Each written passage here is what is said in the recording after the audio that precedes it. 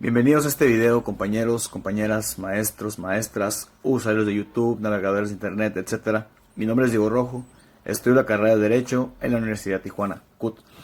El día de hoy vamos a hablarles del Plan de Iguala y los tratados de Córdoba. Antes que nada, como una pequeña introducción, me gustaría hablar de la independencia de México, que fue aquella guerra que duró 11 años aproximadamente, iniciada por el cura Miguel Hidalgo y Costilla, aquel día el llamado Grito de Dolores.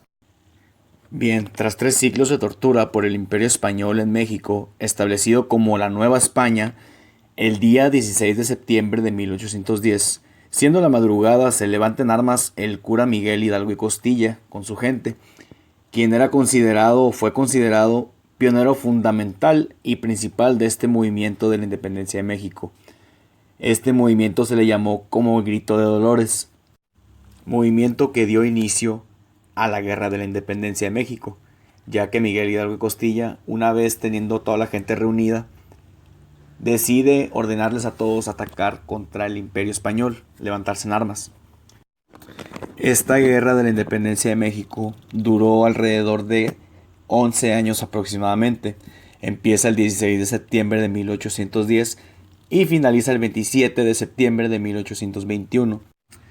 De acuerdo a historiadores, especialistas, el desarrollo histórico de ese movimiento revolucionario, se dividió en 4 etapas para brindar más claridad y un mayor entendimiento en el relato histórico de cada evento. En la primera etapa, el mayor insurgente era Miguel Hidalgo y Costilla, la etapa que se le llamó inicio del movimiento armado, que abarca del dicho Grito de Dolores hasta la batalla de Puente de Calderón en el actual municipio de Zapotlanejo, Jalisco, el 16 de enero de 1811. La segunda etapa, llamada como la etapa de la organización, entra en la escena otro personaje destacado como José María Morelos y Pavón. A principios de 1811, después de la muerte de Miguel Hidalgo y Costilla, hasta agosto de 1813. La tercera etapa, llamada como la etapa de la resistencia, muy caracterizada por el desorden que devastó tras la muerte del siervo de la nación José María de Morelos y Pavón, cual fue fusilado y dejó un gran vacío en el mando del grupo insurgente, y los realistas aprovecharon la situación del desequilibrio insurgente al mando del general Félix María Calleja, del ejército realista, logra rehacerse recuperando la ofensiva en su totalidad, provocando la rendición del último reducto importante insurgente.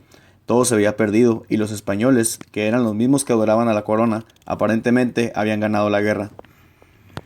La última etapa, la cuarta etapa, es la etapa de la consumación, la cual fue aplicado al movimiento estratégicamente más importante y reconocido de toda la revolución, denominado como el Plan de Iguala o el Plan de las Tres Garantías, el cual fue un acuerdo que llegaron Vicente Guerrero y Agustín de Iturbide para finalizar la guerra de la independencia. El Plan de Iguala, o también llamado el Plan de las Tres Garantías, se creó el 24 de febrero del año 1821. Este plan se le fue presentado a Vicente Guerrero de la mano de Agustín Iturbide, lo que creó al ejército trigarante debido a la unión de los dos ejércitos. Este tratado fue cerrado mediante un abrazo llamado el Abrazo de Agatempa. Lo que buscaba este tratado era la independencia de la Nueva España a pasar a llamarse México de la Vieja España, así como el ejército de las Tres Garantías, mismo que se sacrificaría desde el primero hasta el último de sus hombres ante la más ligera infracción de esta unión. El plan contemplaba respetar a las propiedades de las personas y a ellas mismas, así como las propiedades de las iglesias y sus fueros. De la misma forma, Iturbide resumía el proyecto independentista en unión, fraternidad, orden e inquietud interior. O bien yéndonos más a fondo, la Guerra de la Independencia ya llevaba 11 años, desde 1810 hasta 1821. Para este momento, Vicente Guerrero y Agustín de Iturbide se habían reunido para unir fuerzas formando al ejército trigarante, defensor de la religión, la independencia y la unión. Este ejército tenía una misión, la cual era lograr la independencia de la Nueva España. Para llevar a cabo la unión de las fuerzas, Iturbide proclamó el Plan de Iguala, en el cual afirmó que la nación había alcanzado una madurez necesaria para bastarse por sí sola. Asimismo, indicó que el movimiento de la independencia, iniciado por los insurgentes en 1810, había dado paso a que la unión general entre europeos y americanos, criollos, indios y castas fuese la única base sólida con la que podían alcanzar la felicidad común, basando tal unión, aunado a la religión católica, apostólica y romana, sin tolerancias de ninguna otra, en un gobierno monárquico emanado de la constitución análoga a la misma que sería regido por Fernando VII o en su caso por un descendiente o una casta reinante. Plan de Iguala y sus consecuencias. El Plan de Iguala logró unificar a toda la oligarquía criolla. Los últimos caudillos insurgentes ven la oportunidad de lograr la independencia y se unen al movimiento. El 3 de agosto desembarca en Veracruz Juan de O'Donoju, nombrado nuevo virrey, el cual decide entenderse con Iturbide. Se acepta la independencia, pero quedan a salvo los derechos de la casa reinante española. Cabe destacar que los términos de Iturbide son muy diferentes a los que la revolución en su etapa inicial habían planteado. Aunque España en teoría había reconocido la independencia de México mediante la firma de O'Donoju, el Congreso Español se reunió en Madrid en 1822 y decretó que el documento independentista era inválido. Como consecuencia de esto, la corona española se negó a reconocer a México como nación independiente. El ejército español trató de reconquistar México en diversas ocasiones, desde 1822 hasta 1835. Ninguno de sus intentos fue fructífero. En el momento de la reunión del Congreso en 1822 ya se había establecido el primer imperio mexicano con Iturbide a la cabeza. El 27 de septiembre de 1821, el ejército de los independentistas, conocido como el Ejército de las Tres Garantías en honor al Plan de Iguala, entró a Ciudad de México. Quien encabezó este ejército fue el mismo Agustín de Iturbide. Aunque el Plan de Iguala planteaba la instauración de un monarca europeo, Iturbide tenía otra idea. Su plan era establecer una junta de gobierno para luego ser nombrado él mismo emperador de México bajo un nuevo régimen monárquico. El Congreso actuaba de manera independiente y muchos de sus integrantes veían favorable la instauración de una república.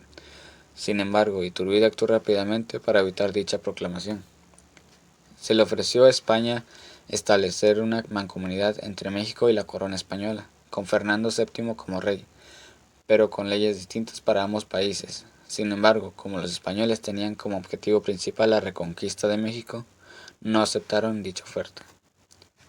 Iturbide hizo que sus tropas lo apoyaran públicamente para que fuese nombrado emperador, y su movida política funcionó a la perfección. Su ejército y sus seguidores lo siguieron hasta el Congreso. Los legisladores fueron intimidados por tal presencia de personas y nombraron a Iturbide primer emperador de México. En el Tratado de Santa María Calatrava, el Imperio Mexicano cayó poco después de su establecimiento en 1823 como consecuencia de la falta de apoyo popular generado por los problemas económicos del país. México pasó a convertirse por primera vez en su corta historia en una república independiente. Los españoles trataron de reconquistar el país por varios años, pero nunca lograron su cometido. En 1836, ambos países firmaron el Tratado Definitivo de Paz y Amistad entre México y España, también conocido como el Tratado de Santa María Calatrava. Mediante este documento, la corona española pasó a reconocer a México como una nación independiente, por primera vez. Desde la Declaración de Independencia de 1821, además los españoles renunciaron a todas las pretensiones de poder que tenían dentro del territorio mexicano. El acuerdo fue firmado por dos personas a quienes se les debe su nombre. El primer firmante fue Miguel de Santa María, un diplomático mexicano que se encargó de representar al país norteamericano. El segundo firmante fue José María Calatrava, un jurista español que representó los intereses de España en el acuerdo. ¿Qué significan los colores de la bandera de México? Bueno, comenzaremos con el color verde, que simboliza la esperanza del pueblo en el destino de su raza. El blanco representa la pureza del destino de los ideales del pueblo. Y el rojo representa la sangre que derramaron los héroes de la patria.